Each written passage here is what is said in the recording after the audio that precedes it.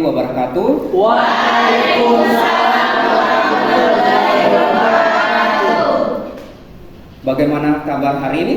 Sehat. Baik. Sehat ya, alhamdulillah. Iya. Oke, saya mau tanya ke ketua tingkat, apa ada yang tidak hadir pada hari ini? Semua Pak. Hadir semua ya. Oke, anak kesehatan itu harus sehat ya. Ya. Pionernya untuk kesehatan ya. Slogannya apa? Lebih baik mencegah daripada mengobati. Ya, betul sekali.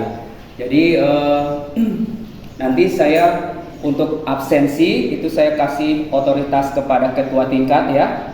Saya sudah atur di SIAT ya, di SIAT UNG Aceh ID.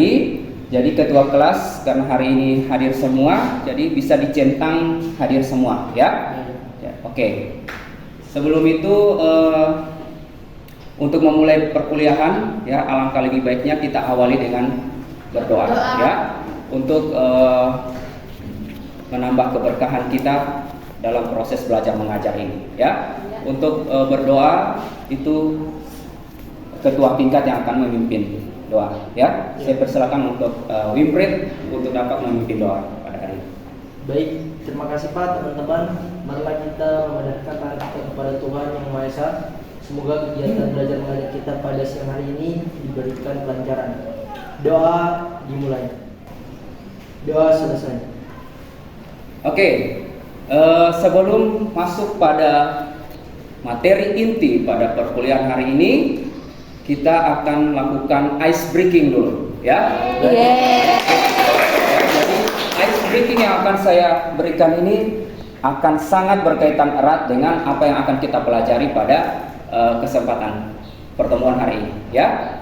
Oke. Iris, Aijib. Oke, Nadia. Paling dua. Yang kedua kiri. Kedua kiri. Kirinya. Yang lima dari kanan. Di bawahnya abatisasi di SA Fogging. Kalian sudah bisa menjawab ini dalam range waktu yang sudah ditentukan ya. Jadi kata-kata yang ada di dalam puzzle ini sangat berkaitan erat dengan apa yang akan kita pelajari pada siang hari ini ya. Ya, jadi kemampuan akhir yang diharapkan dalam perkuliahan hari ini yaitu mahasiswa mampu memensepkan strategi pengendalian vektor penyakit demam berdarah dengue atau DBD berdasarkan perilaku hidup dari vektor itu sendiri ya. Baik. Nah, sebelum itu saya mau tanya dari kalian ya. Siapa yang tahu vektor penyakit DBD itu? Saya. Oke.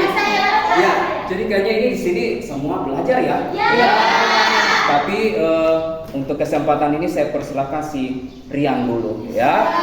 Nanti yang lain itu sebentar ya. Baik, Oke. Pak. Rian, silakan. Baik, terima kasih atas kesempatan yang diberikan. Untuk vektor dari penyakit DBD sendiri yaitu nyamuk Aedes aegypti dan untuk lebih spesifiknya yaitu nyamuk Aedes aegypti dan Aedes albopictus. Oke, betul sekali ya. Rian ya. Oke. Nah, kita lanjut ke morfologi atau bagian-bagian tubuhnya dari si nyamuk itu ya. Nah, kalau bicara morfologi terkait dengan bagian-bagian. Nah, sebelum nyamuk itu menjadi dewasa, dia awalnya dari telur. Telur dari nyamuk Aedes aegypti ataupun albopictus itu warnanya warna hitam ya. Dan dia berukuran 0,8 mm atau 0,08 cm ya.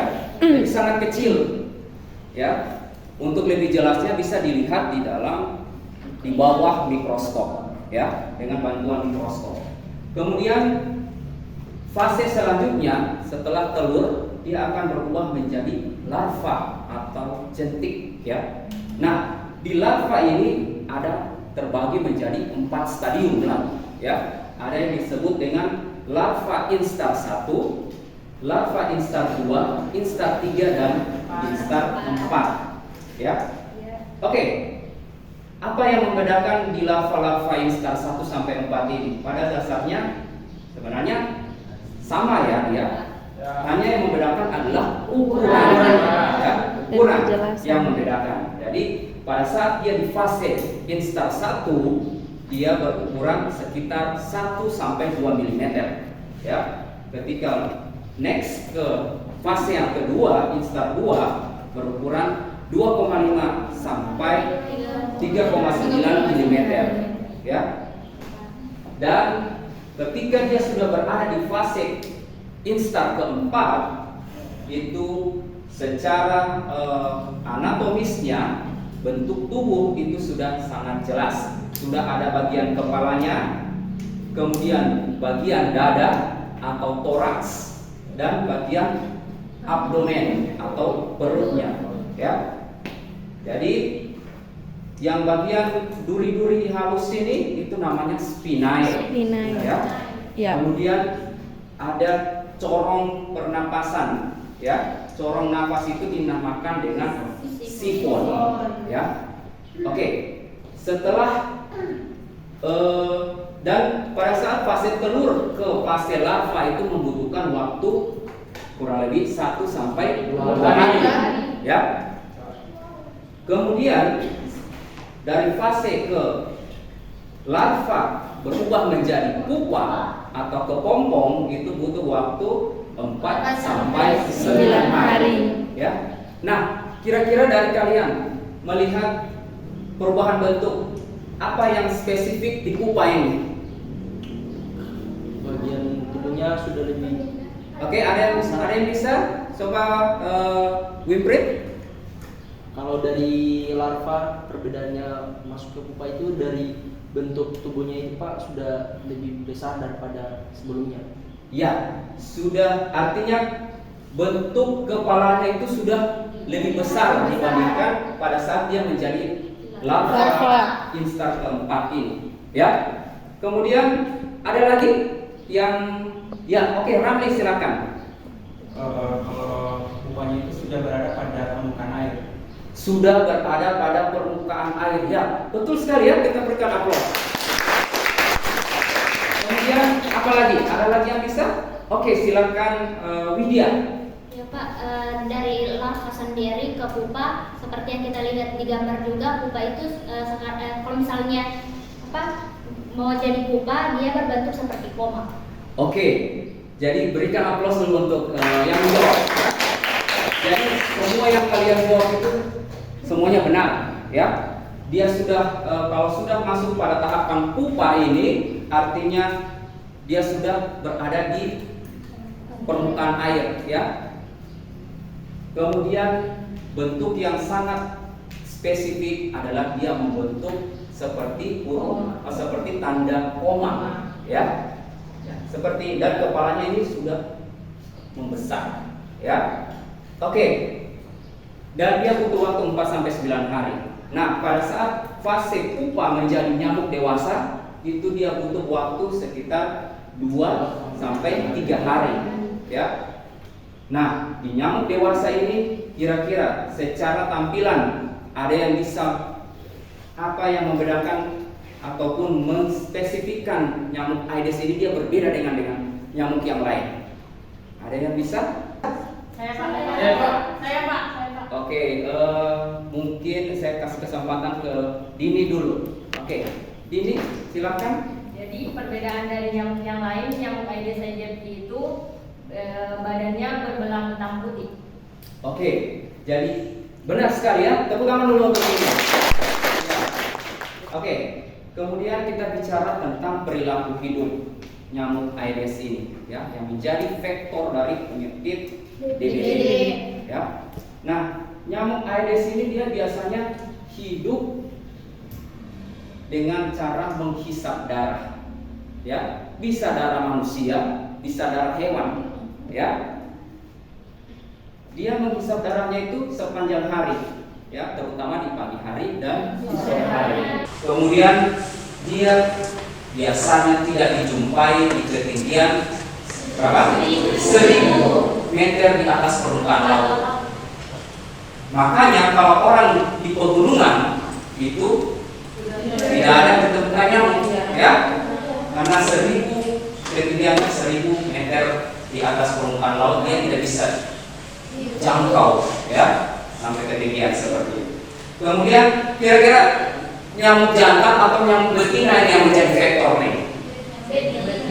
Oke, siapa? Nyamuk betina, ya. Karena nyamuk betina itu digunakan untuk memakankan sel telur. Ya. Kemudian nyamuk betina ini setiap 2 hari menghisap darah manusia. Tujuannya untuk dapat mematangkan sel telur. Ya. Kita ke penyebaran DBD. Ya. Penyebaran DBD ini menurut data ada 5 negara dengan kasus DBD tertinggi. Ya, ini skala dunia. Yang pertama itu, dan ini datanya terupdate, ya, data tahun 2021, ya. Di angka yang pertama itu adalah negara Brasil, kemudian India, Vietnam, Filipina, dan Kolombia. Dan bersyukur Indonesia tidak tercover dalam 5 negara ini, ya, 5 negara dengan kasus tertinggi, ya. Tetapi data secara nasional, ya, menurut data dari Kemenkes 2021 bahwa terjadi kasus itu sebanyak totalnya 19.156, ya, dengan angka kematiannya itu ada 160, ya. Jadi sangat besar, sangat tinggi kejadian DBD di Indonesia, ya. Jadi saya sarankan setelah dari sini kamu kembali ke daerah asalmu, kamu sosialisasikan bagaimana cara mencegah DBD, ya, supaya itu bentuk peran kamu sebagai nanti menjadi tenaga kesehatan masyarakat, khususnya ke spesialisasi kesehatan lingkungan, ya. Oke, next ke mekanisme penularan. Jadi bagaimana orang yang sebelumnya sehat kemudian dia sakit terindikasi kena DBD, ya, positif DBD. Nah, ini mekanisme dia penularannya seperti apa, ya. Jadi tadi sudah ada di ice breaking, kalian mendapatkan kata viremia, ya, viremia. Kira-kira ada tidak yang di sini yang bisa menjelaskan ke teman-temannya apa itu viremia? Oke, ada? Oke, jadi mungkin ya Alika dulu, ya. Oke, silakan Alika. Terima kasih atas kesempatannya. Jadi viremia itu di mana virus yang ada dalam darah manusia itu dalam keadaan tinggi. Oke, betul sekali. Ya, tepuk tangan dulu. Nah, demam itu merupakan respon tubuh karena ada virus yang masuk. Jadi sebagai bentuk perlawanan tubuh kita menjadi demam, panas, ya. Jadi panas ataupun demam itu dia merupakan respon tubuh, ya, respon alamiah tubuh ketika ada benda asing, dalam hal ini virus kah, bakteri ataupun kuman itu masuk ke dalam tubuh, ya. Kemudian bagaimana dia menginfeksi sampai ke orang yang sehat itu diperantarai oleh nyamuk apa? Oke, nyamuk Aedes, ya, diperantarai oleh vektor nyamuk Aedes, ya. Jadi nyamuk Aedes ini dia tidak pilih-pilih kasih, mau orang sehat mau orang sakit. Ketika dia butuh makanan, dia menghisap darah, ya. Ini dia tidak lihat, oh ini orang sakit, ini orang sehat, tidak, ya. Jadi ketika nyamuk Aedes ini menghisap darah, kebetulan itu adalah orang yang terinfeksi virus dengue, kemudian dia akan menghisap darahnya dan darahnya itu akan masuk ke dalam tubuh si nyamuk ini, ya. Dan secara otomatis nyamuk ini juga menjadi nyamuk yang bisa menularkan ke orang yang sehat, ya. Jadi ini sudah nyamuk yang infektif, ya. Selanjutnya gejala dan penanganan, ya. Di kelas ini ada salah satu teman kalian yang juga pernah mengidap DBD, ya. Jadi kita sharing ya, kita sharing di sini. Kira-kira menurut Sri, apa yang pernah dirasakan dan apa bentuk penanganan yang kamu lakukan? Baik, terima kasih Pak. Jadi untuk yang pertama kalinya saya rasakan itu tentunya demam tinggi, panas, lalu saya lemas, muncul ruam, dan saya dibawa lari ke rumah sakit. Kemudian untuk penanganannya seperti pada umumnya itu diberi obat penurun panas, lalu perbanyak minum air, dan untuk masukan-masukan dari beberapa orang itu saya selama beberapa hari mengonsumsi air dari rebusan beras merah dan jus jambu. Oke, ya betul sekali ya. Tangan dulu. Jadi gejalanya itu sudah tadi betul sekali dibilang ada timbul bintik merah, kemudian ada apa lagi? Demam atau panas tinggi, kemudian lemas ya, tadi bintik merah ya atau ruam. Terus ada sakit perut juga ya. Gejala untuk memuntah, mual itu ada, dan sangat tepat sekali ya. Tadi Sri mengatakan pertolongan pertamanya adalah dengan melakukan minum air putih yang banyak ya. Kemudian dia minum obat penurun panas ya. Itu sangat betul. Dan tadi disebut dia langsung dilarikan ke fasilitas kesehatan ya. Sangat tepat, betul sekali. Jika dalam 3 hari demam tidak turun, maka harus ke fasilitas pelayanan kesehatan yang terdekat ya, mau puskesmas kah ya, apa ke klinik ya. Baik. Ya. Jadi hanya 1 kali gigitan itu bisa menularkan ya, tergantung pada respon tubuh atau kekebalan tubuhnya kita seperti apa saat itu ya. Ketika ketahanan tubuh kita di bawah, virus datang masuk otomatis drop. Tapi kalau virus masuk pada saat kita sistem imunnya tinggi, otomatis dia bisa memerangi virus itu ya. Oke, jadi saya rasa hari ini kalian punya persiapan yang mantap ya. Ya, sama seperti pertemuan sebelumnya. Jadi sering kalian memberikan antusias yang tinggi ya setiap kali pembelajaran, dan itu saya perlu apresiasi. Berikan. Kita akan bentuk kelompok ya. Jadi sebentar setelah ini duduk berkelompok ya.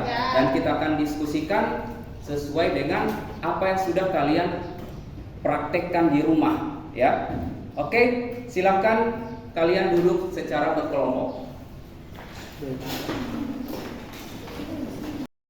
Sudah duduk berkelompok ya? Jadi saya kasih durasi waktu 10 sampai 15 menit ya. 15 menit cukup ya? Ya.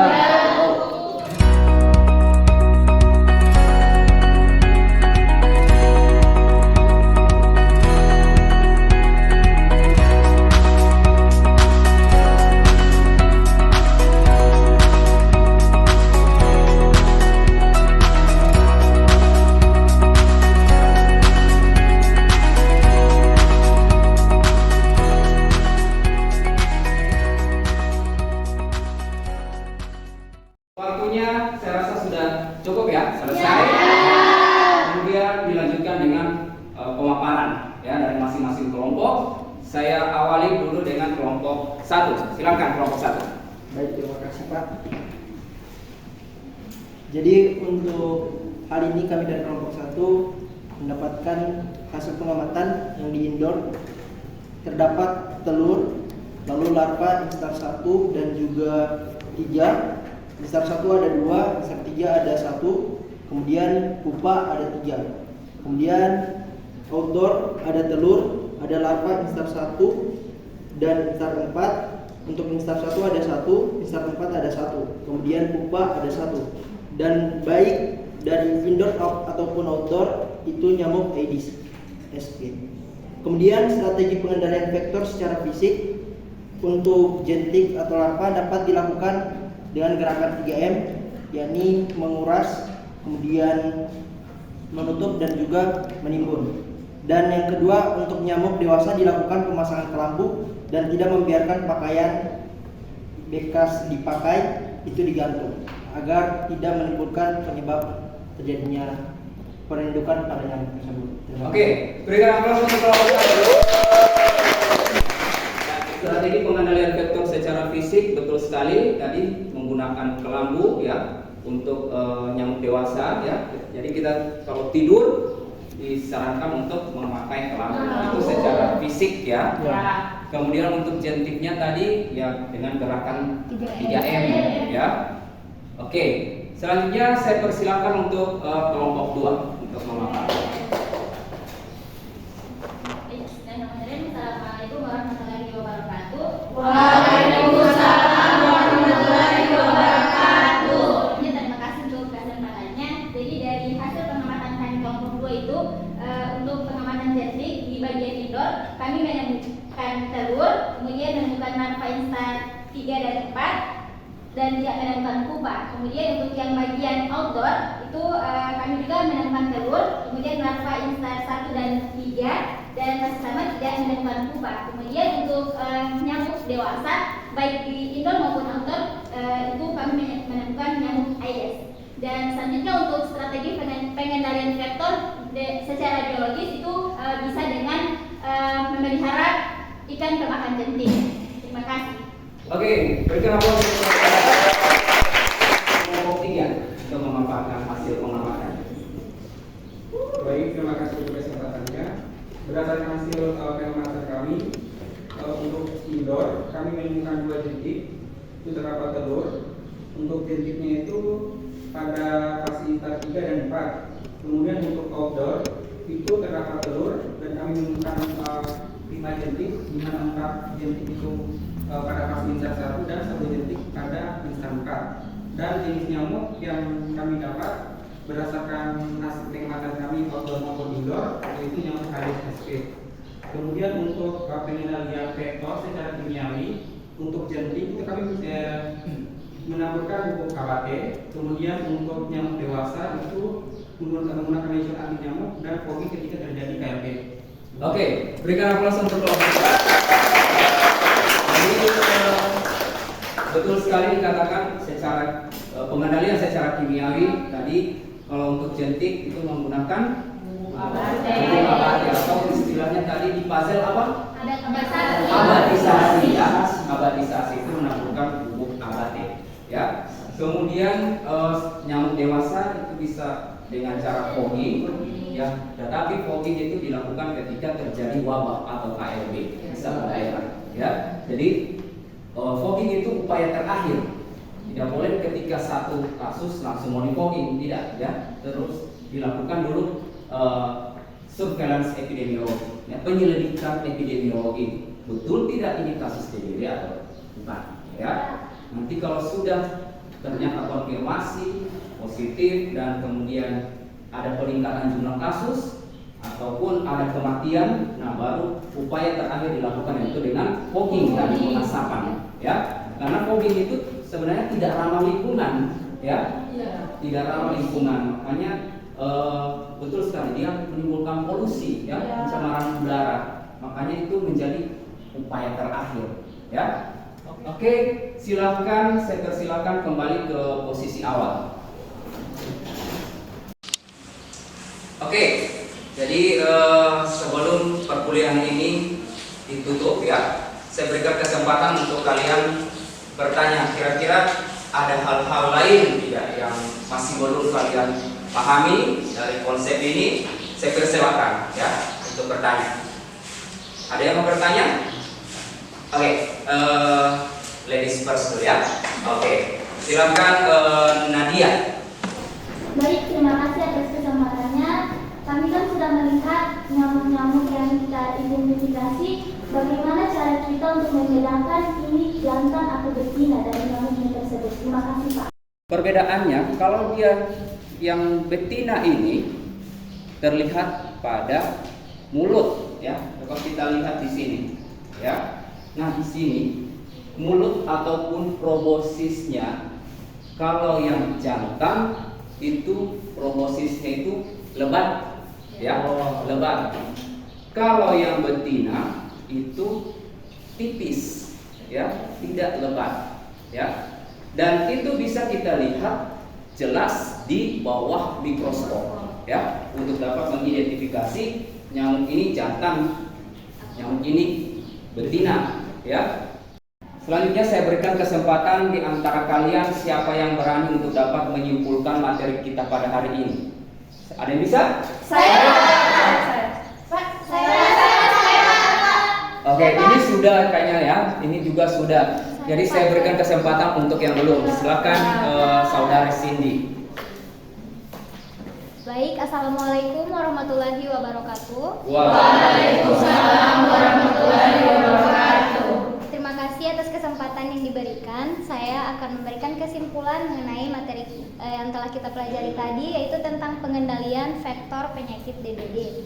Yang pertama yaitu siklus hidup nyamuk. Yang pertama itu dari fase telur, yang kedua fase jentik itu ada instar 1, instar 2, instar 3 sampai dengan instar 4. Yang berikut pupa dan yang terakhir itu nyamuk dewasa. Untuk siklus hidup nyamuk ini sendiri dia biasanya dari 1 sampai 2 minggu atau 7 sampai 14 hari. Yang berikut dia gejala penyakit DBD.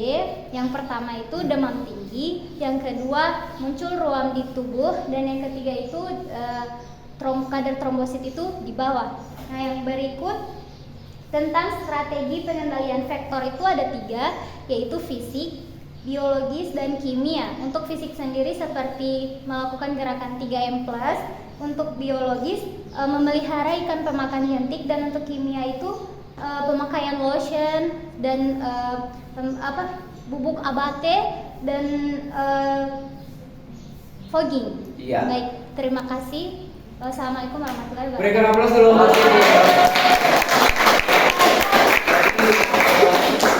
Saya rasa apa yang menjadi tujuan pembelajaran kita pada hari ini yaitu mahasiswa mampu mengonsepkan strategi pengendalian vektor DBD berdasarkan perilaku hidupnya itu sudah tercapai, ya.